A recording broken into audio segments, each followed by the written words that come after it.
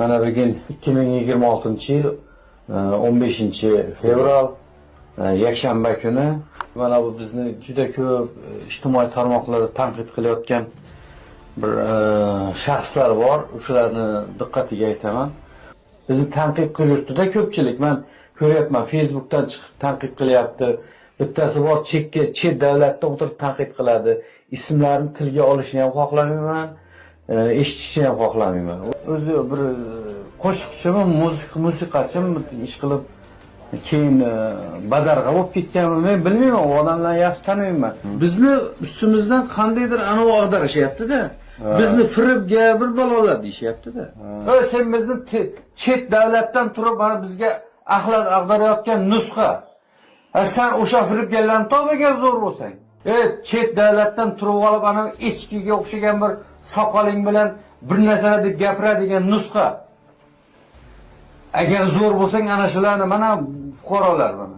U yurist bo'lishi kerak, u iqtisodchi bo'lishi kerak, u jurnalist bo'lishi kerak, bo'lmasa bo'lmaydi, u jurnalist surishtiruv o'tkazmaslik kerak degan aqlli balandparvoz gaplarni gapirib chetda erkak bo'lib O'zbekistonga. Men oldimga jonli efirga chiq, men sening savollaringga javob beray.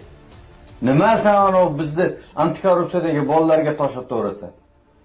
Ana bu yoqdan zakaz berayotgan rahnamolaringni ham bilaman.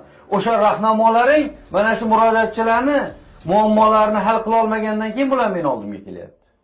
O'sha senga zakaz qilib o'tirganlar, isqirtlar bor, eplay olmayotganlar. Kelib blogerning ustidan u qildi, bu qildi, firibgarlik qildi, ana u qildi deb, ana u qilasan 160 tolomachilik qildi deb. Tushuntirish xato olasanlarmi? Mana Toshkentda o'tirgan u bitta odam. Shular matbuoti. Ishlar mana unaqa qilib. Bidir qilasan. Kelman oldimga mana bu yerga. Men oldimga eng zo'ring bori tushuntirish xato olib yurgan u muxbirlarning ustidan. Orqasini ko'lab yurganlaring.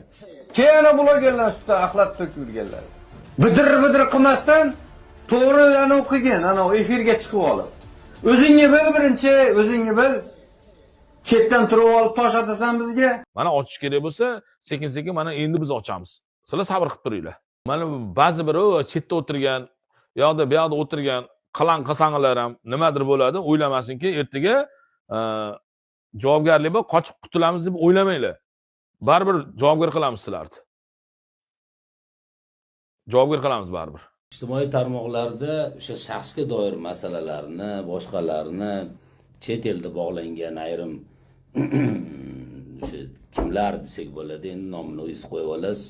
O'sha chet elda turib o'zini og'zidan kelgan gapini gapirib, o'sha deylik tuhmatlar, haqoratlar qilib yotibdi.